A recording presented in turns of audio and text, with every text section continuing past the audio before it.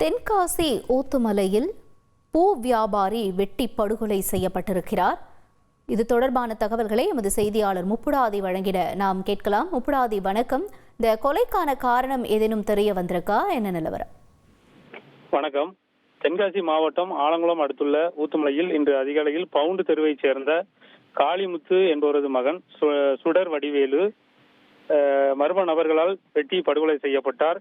தேவர்குளம் அருகே உள்ள சுண்டங்குறிச்சியை சேர்ந்த வடிவேலு கடந்த 10 ஆண்டுகளுக்கு முன்புதான் ஊத்துமலைக்கு குடிபெயர்ந்துள்ளார். ஊத்துமலை பஸ் நிறுத்தம் அருகே ஒரு அரசு புறம்போக்கு இடத்தில் பூக்கடை நடத்தியும் வந்துள்ளார். இவருக்கு திருமணமாகி 2 பெண் குழந்தைகள் உள்ளனர். கடந்த வாரம் அவரது 2வது மகளுக்கு பாம்பு கடி பிரச்சனை ஏற்பட்டு சங்கரன்கோவில் அரசு மருத்துவமனையில் சிகிச்சைக்காக சேர்க்கப்பட்ட நிலையில் வடிவேலு மட்டும் வீட்டில் இருந்துள்ளார். நேற்று இரவு தனியாக தூங்கிய போது நள்ளிரவில் மர்ம நபர்கள் வீட்டில் நுழைந்து தூங்கிக் கொண்டிருந்த வடிவேலுவை சரமாரியாக அரிவாளால் வெட்டிவிட்டு தப்பி சென்றுள்ளனர். இதில் அவரது இடது கை துண்டிக்கப்பட்டு இடது கழுத்து பகுதியில் வெட்டு காயம் ஏற்பட்டுள்ளது.